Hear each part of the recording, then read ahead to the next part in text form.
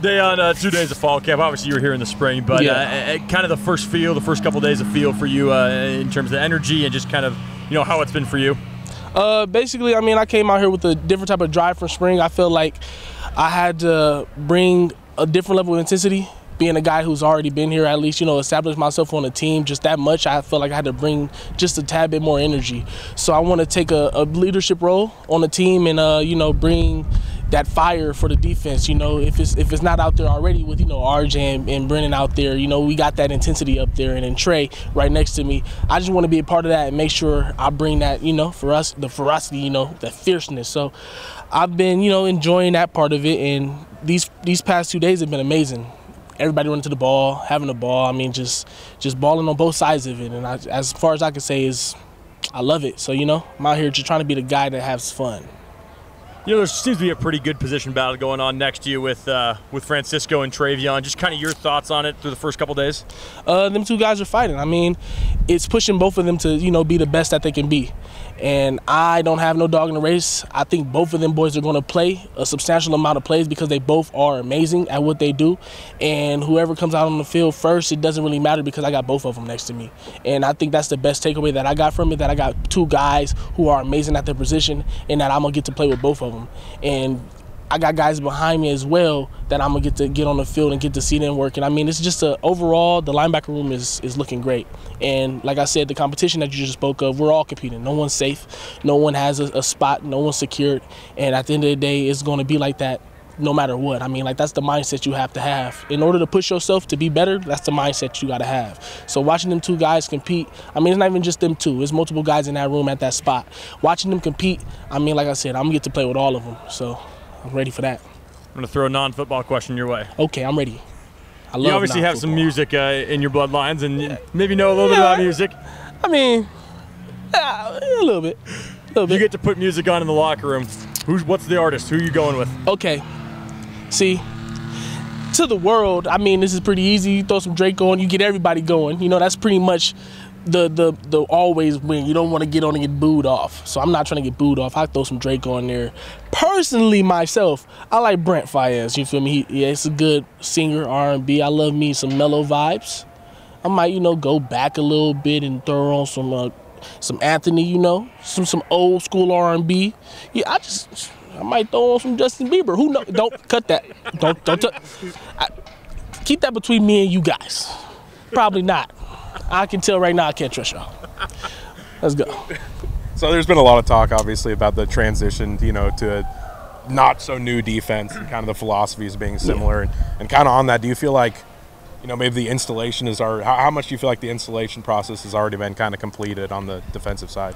Well, as far as that goes, you say not so new. It's not so new. So, I mean, that's for not just for me, but for everybody. So, as far as Coach B. Ward coming in, he's basically implementing different little techniques and different little kinks every here and there that provides more to the defense that we already know. And basically off of that, we're expanding what we knew, and our knowledge is just growing fastly. So it's even easier for us to adapt and gain more knowledge from a guy who knows a lot. And then we have Coach Dickert, who knows so much, and then we have all these coaches around us in the room that provide just a little bit of more information and knowledge on different, topics as far as our defense goes. So I would say it's been a smooth transition.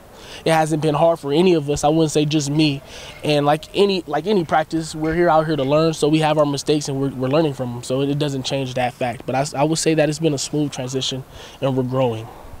Dickert's talked a lot about instituting his culture and putting the stamp on the program. How would you define the culture at Washington State right now? The culture. I love culture. I don't even know if you can love culture, but I love it. So I would say our culture right now is family first.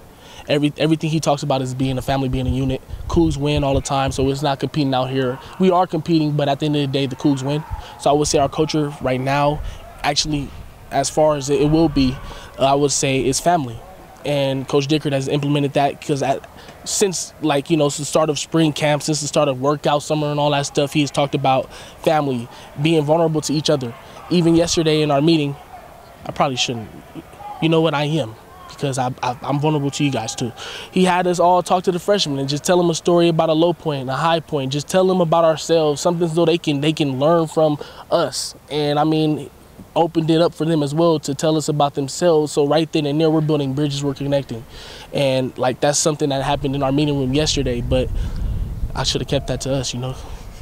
One day I'm gonna start telling y'all stuff more. Some little insiders. The defense seemed like the edge the first couple days in the team period. How much does that help your guys' confidence, and does it spill into the locker room at all?